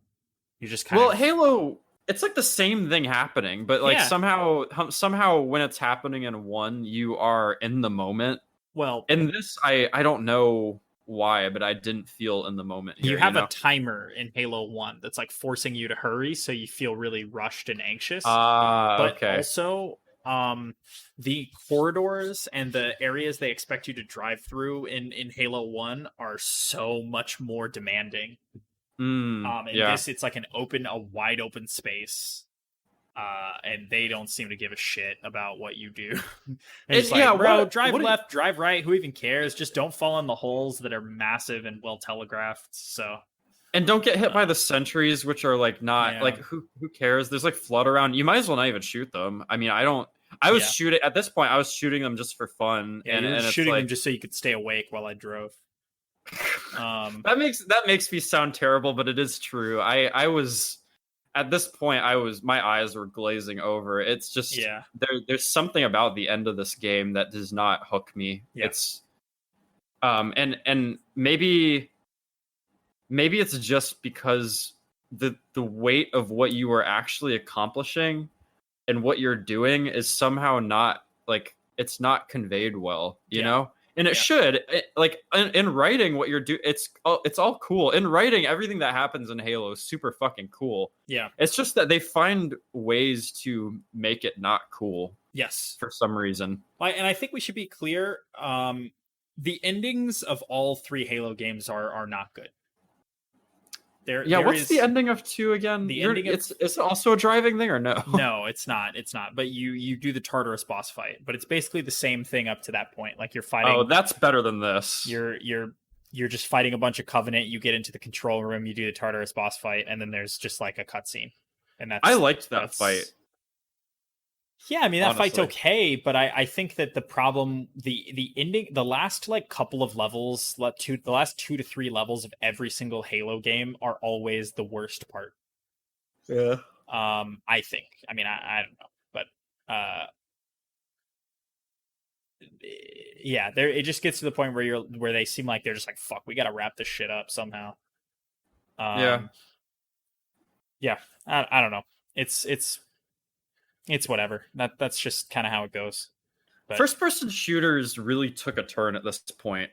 This is what this conversation is really bringing to light for me, is that there are things that I have become so used to being commonplace in shooters that have came out recently, or more recent than Halo at least. Yeah, that I appreciate quite a bit, just in terms of like switching the game design up and just kind of keeping things interesting. Yeah. And this was a really shocking revelation to me, and it's actually kind of sad because Halo 3 occupied a very different slot in my brain than it does now. Kind of, and this is actually a bigger conversation that I think you and I have every once in a while, where it's like games that are like throwbacks, right? Like retro shooters and stuff are not trying to completely duplicate those old games, especially like PS1 throwback games. They're trying to recreate what that game exists as in your head. Sure. Not what it actually was. Yeah. And this was a big moment where it's like, in my head, Halo 3 was a very different thing. And sure, there are like great moments in it, but going back and playing through it, I was just like, holy shit. Like, our expectations were at a completely different place back then. Yeah. What was exciting and what was like new and novel, it's not the same anymore. Things like shooter. There's much more demand in what a shooter has to be. Yeah. Uh, I think at least that's just how it feels to me. I think. Yeah, yeah, no, I mean, I agree. I mean, of course, like games have moved on since 2007. It's been a long fucking time, dude. Like Yeah, more it than really 10 has. years, right? Like it's been a while, but I think the biggest thing here is that games media games in general, endings are always hard. You Mhm. know, wrapping up a story is always hard. I think Bungie I think at the time Bungie had even memed at the idea that Halo 3 was they intended it to be their final Halo game. Sure felt like it. Yeah, I mean, so I guess we should just talk about like the last. So you drive your Warthog onto the ship, and there's a moment where they're using this this ship to escape. Right, the Arbiter goes into the control room to like fly it. Chief is for various reasons kind of stuck in the hangar. And the ring fires and explodes. Everything goes bad. We assume that the flood and the grave mine were wiped out. Um, and there's a cutscene where, um, it's back on Earth and they've built a memorial uh, to the ship. It turns out that the Arbiter was the only one to make it back, and they all assume that Master Chief is dead. Right. And the Arbiter, they have like a memorial kind of for all the people who died during this like little point in the war, Hmm. um, on Earth and on the Ark, and um, it's a pretty effective, I think, ending. Yeah. The speech from Lord Hood is like weirdly flaccid, but whatever. I mean, that's like they just kind of. I was just like, okay, you said some words. Yeah. Um, I didn't think someone would take it so literally when someone goes, "Does anyone want to say a few words?" And then you step up and you literally just say, "Telephone, shoe, win," and then like step down, and everybody goes, "Okay, you literally Thank said you. some, yeah." So it's whatever, but at this point, being disappointed in a writing decision made by Bungie in a Halo game is laughable, but um, I like the idea of the elites going to their home planet. I think yeah, that's what was set up, and I like the sort of wrap up with Chief with the like "wake me when you need me" kind of thing. yes, I really like yes, that. I like that as like a, even if this was intended to be like their last game, it's such a good like, yeah, not like they're not trying to like give you a weird hook thing, yeah. which they I guess did with two. It's just like it's It's basic. The statement is basically there could be more. Yeah, yeah, we could do We whatever don't we know. want. Yeah, we could do Yeah, whatever we want. I like and you'll play it. I like it. And it's worth noting that this is the final Halo game that Bungie makes with Master Chief in it. Um Wait, I thought. nope, Oh yeah, nope, yeah, yeah, yeah. nope. The book, yes, but not Chief is in four though, right? but Bungie didn't make 4. Right. So yeah. So I mean like to Bungie if you're viewing it from that perspective. Well, I guess okay, so we should say. So it shows the memorial and then it cuts away to reveal that Master Chief did survive. Hmm. He and Cortana are stuck drifting in the carcass, the back half, the ass of this derelict ship, and they're chilling. And without even really skipping a beat, like Master Chief's not like, "Hey Cortana, what do you think?" Hmm. Nothing, just wake me when you need me. Like he's like, "Peace out, bitch. I'm not just gonna sit here."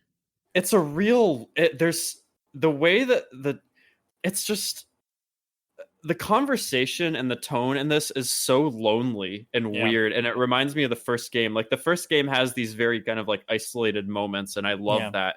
And this, the dialogue is kind of sad because she's like, it reminded me of like Alien, right? Like she's like, we might not like get a signal yeah. for like 50 years or whatever, like who knows. And he's like, okay, I'm just gonna go to sleep. It's Yeah, so, it's really sad. And she even yeah. says, and I think this is weirdly heart wrenching for me, just at a point that I'm at in my life and whatever, but she literally goes, "I'll miss you."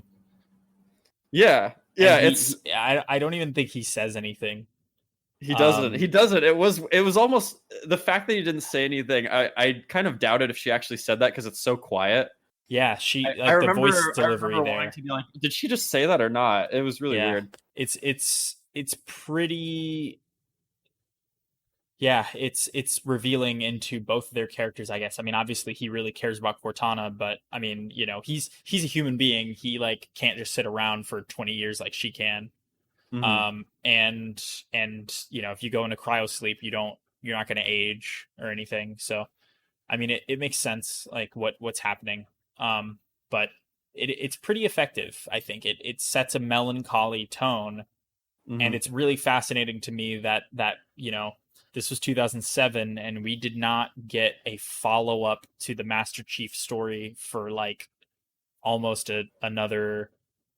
It was like 6 more years or something, right? Like Hmm. 2011 or 12 was when Halo 4 came out, and that was the first time that we even knew what was going to happen with Master Chief and Cortana after that. So there was kind of they left it on a pretty down sad note, which is I think one of the better narrative decisions they've made in this entire game, Oh personally. yeah, for sure, for But sure. I wish the whole game.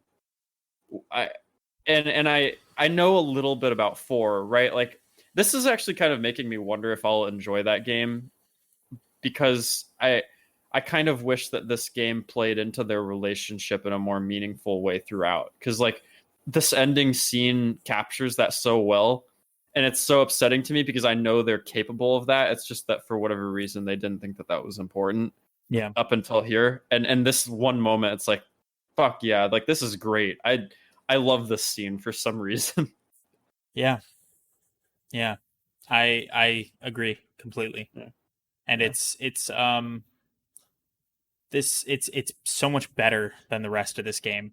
In just like a there's I mean, I guess if you're gonna nail exactly one thing, it needs to be the final literal couple of minutes of your story, because Yeah. they do it. And It yeah, sticks with you. It's like that thing I brought up earlier where like a lot of the time you're just sort of like following orders in this game, but there's so many memorable cutscenes in the original or the other two games. Like the first time that you and the Arbiter meet the Gravemind, and he's kind of like holding you both up yep, next to each other.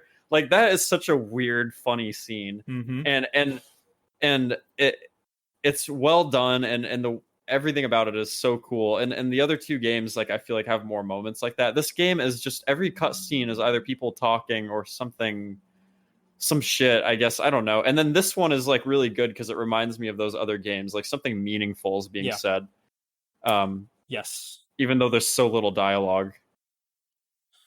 Yeah, yeah. I mean, it just goes to show that you don't need to write a bunch of people talking forever for shit to be impactful for yeah. Halo, right? Just has Like, to feel good. yeah, but Yeah, Um, and that is Halo 3.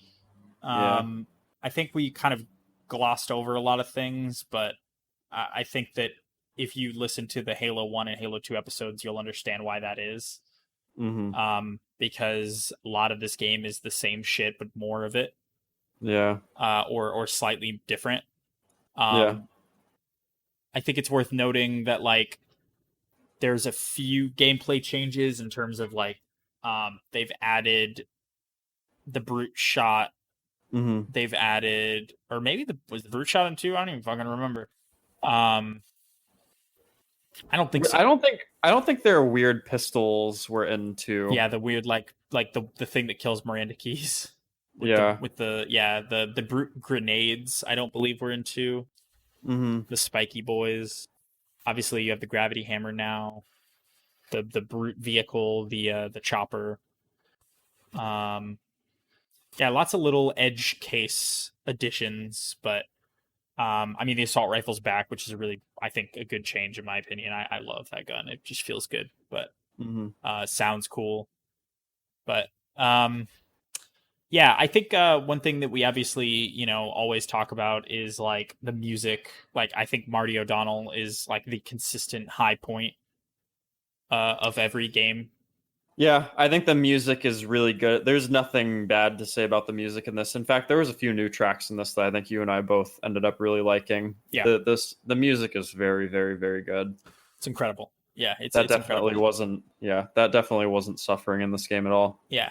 If anything, I think I mean, the tone of each game is different, and therefore, like, Marty kind of tunes into that, and the music is pretty different for each one. But he Hmm. brings back, there's like recurring themes. You'll notice some similarities to Halo 1 and 2 tracks. He'll Hmm. sample those older tracks in some cases. There's a lot of moments where you're just like, fuck yeah, dude. Like, this, I'm not having fun, but this song is dope. Yeah. um, yeah. That's such a good quote, actually. um, but yeah, and you know, I think maybe we'll do like a quick wrap up rating thing, and then maybe talk about, I don't know if you have a favorite and least favorite thing. Um, but we could do that. Sure. Yeah, I think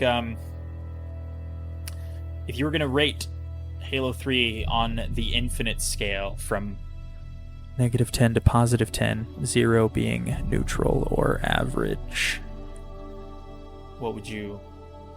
Ooh, I'm gonna use the scale the way it was designed and meant to be used. Okay, and go say ahead. This game is a fucking 0. Oh my Just god, that's gonna. So all right, it's right in the middle. controversial. Yeah, people. You're People telling who have me not been paying. People haven't been paying attention to our our weird like scaling system, and think I just Yeah. said this game is the worst game ever. No, it's right in the middle. It's not a Yeah. negative. It's not a positive. Wow. It's just like it's completely. That's crazy. It's completely like neutral to me. Yeah, This is now my BioShock Infinite. Oh no. I mean, they're both the third game in their respective franchises, so it makes some amount of sense. I think BioShock Infinite is a much worse game than this, but not by a lot. Like, I would give Halo 3 like a 1.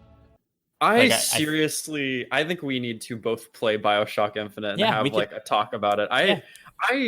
We could actually get B Paul on that. We could get B Paul on that because he's been telling me I need to play BioShock Infinite again. So yeah, because that game, this isn't about BioShock. It's just this is the way that you describe BioShock Infinite is how I feel about this. And I need to play BioShock Infinite again to see if there's like a consistency there. But that game also exists in a better part of my brain, much like this did before I played it again. yeah. Which is actually, I should actually like double down on what I said earlier. A lot of Halo 3 for me is the multiplayer. I just made a lot of friends playing multiplayer, and it's probably the best multiplayer of all of them. Is that too much to say? I don't know. No, I think that's true. It's definitely the one I played the most of. Yeah, it didn't get too complicated yet. Like Reach, I played a little bit of Reach's multiplayer, and I found that a little bit too much going on. It's perfect. It's really good. I played it a lot again recently, and I think it is not as good also as we remember, but it is still pretty fun.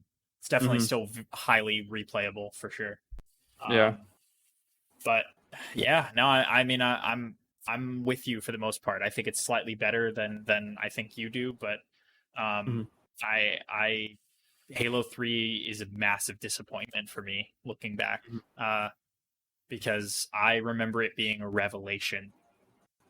Like that game, I mean, it was by no means my favorite game ever.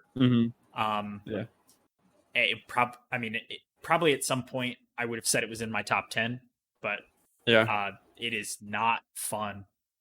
Not a good game. Not a good game. Somebody is really pissed right now. Wait, so you didn't say what your rating is? Yeah, it's a 1. It's a 1 on the Infinite scale. It's one notch better than BioShock Infinite, which is a low fucking bar, by the way. No, I'm just kidding. No, it's BioShock Infinite is the neutral of neutral video games. It's playable and it has a story. We're gonna play that.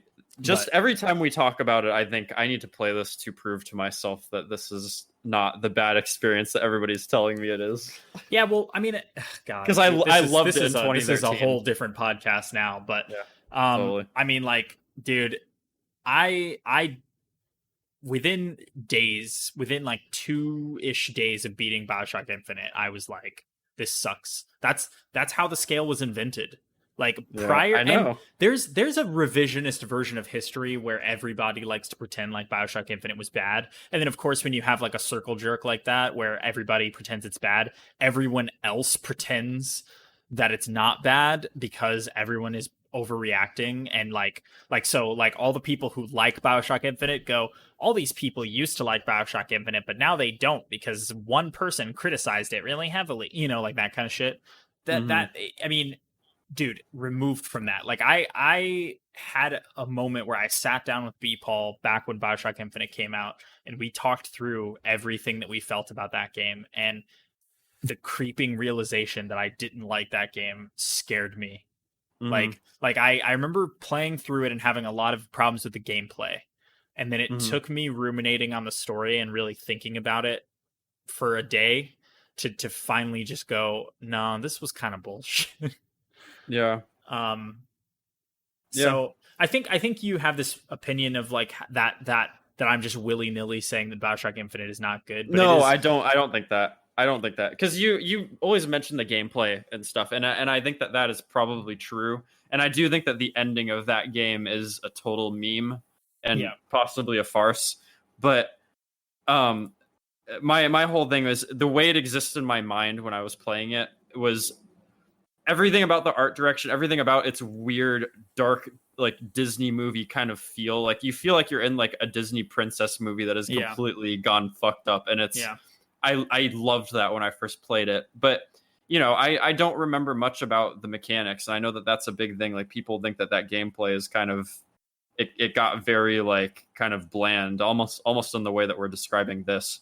I just don't remember that. I think something about the story kept me not thinking about that. Something about like how this is a Halo podcast, not BioShock. We'll play BioShock and we'll have this conversation Yeah. because We I really would should. like to I would like to think I'm differently about this. honestly in a headspace where I might replay all three Bioshocks, so we'll Mm, see. But mm, that's a possibility, but probably not based on how much free time I have. But we'll see. yeah. Okay. Do you have any last thought? Like, do you have a favorite thing or at least favorite thing, or not really? Like, I feel like maybe we've progressed past the need for favorite things and least favorite things. But Yeah, I don't know if I do. I don't have yeah, this game. This is why it's like it's less of a bad experience and more of a bland one. There's just nothing that really stood out to me. There's no real big moment. Was there something for you that you thought was like a big standout, like good thing or no, no? no, I was hoping you'd come in with the save and be like, "Oh, there's this thing that you're forgetting," and I would feel bad because I didn't think about it. But there's no. yeah, damn, This game it's sucks. fucked up. Oh my No, god, I I feel I assume it's so everybody heartbreaking realized. because I know how much you love Halo. Yeah. It's like sad for me to hear you say I think that. I think everybody realizes I'm being facetious. I think that it's a very good video game. It's just I think it has represented for me maybe the moving goalpost of what a good video game is, which is that like this it's funny because playing through Halo 1 again, I had problems with it because it felt old, but I Yeah, never felt bored or like I was going to fall asleep. I was either frustrated or I was having a good time. And yeah. with this game, I kind of just felt bored. And I think that's really unfortunate because video games are designed so you do not feel that way. Do So, you think I this actually makes me super interested to see if anybody else did some sort of coverage of this or sort of like a retro on playing Halo 3 in 2020. yeah. Um and if other people feel similarly like going back to it like cuz Halo 3 has a very the culture around Halo 3 is what's most interesting about it because everybody loves it. Like when we were first going to play this, you and I were like, "Oh, this is like the Halo. This is Yeah, the one." we were excited. Yeah. And when I told like my friends about it that I was gonna like record for this, they're like, "Oh yeah, like Halo 3. I don't remember a single thing about any of the other ones, but for some reason I remember all this shit about Halo 3." And that was like super intriguing to me. And I was like, "Oh my god, I'm coming back to this thing that was like really influential." And to come off of it and be like, "This is like not memorable at all." Yeah. I genuinely wonder if we're just being total dicks or if like other people on the internet agree with us. I'm really curious. Yeah. Yeah. I It's agreed. We'll have to kind of look on, maybe next time we record something, we'll, if Yeah, that's relevant, we can throw our thoughts in. But I agree. yeah, I want to know if other people feel this way about this game now, years later, because yeah. I hope they talk about it on Giant Bomb. yeah. I think Ben was actually doing a thing where he's playing through all of the Halo games Oh, because okay. he had never played through them before. Oh, yeah, that's true. But That's exactly what I need, actually. I yeah, would like to hear a fresh perspective, actually. That would be yeah. better. Yeah, that Yeah, would be good. we'll actually, well, now that I'm thinking about it, since we brought up Giant Bomb, really quickly before we close out, on the podcast, I think maybe last week or a couple weeks ago, Mhm. Jeff said that Halo 3 is the only good Halo game.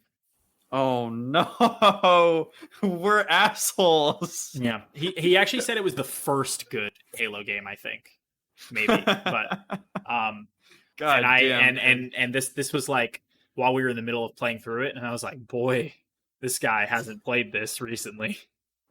Oh, so that was like him just.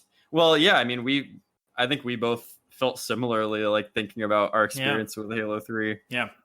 It's a contextual thing. I think at the time, yeah, like I said earlier, I think that it's just because things have changed so much. It's been a really long time since this game came out, and the expectations for a game that is like the finale to, I guess, a trilogy, if you can even call it that at this point.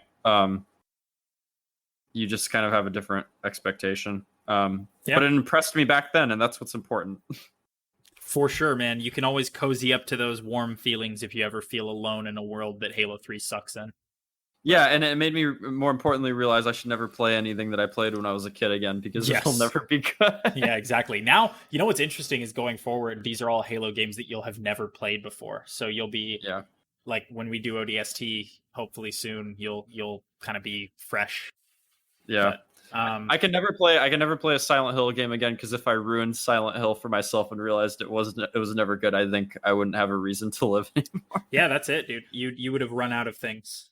So I've run out of things that I care about. I mean, Fallout's already been ruined, so. Oh god, yeah, you're totally right. You have no other obsessions left. Fallout 3 was never good. That's gonna be the next hot take. We're gonna name it the Fallout 3 scale. 0 is Fallout 3. That was never a hot take. I think even from there were people who always hated Fallout 3. I was a very big defender of Fallout 3 on the internet. No, and I'm with you. I still really love that game. I go back to it all the time, and it's still exactly what it was when I played it back then. It's an extremely flawed good video game. Which is a hell of a lot more than you can say for Fallout 4, which is the Halo 3 of Fallout games.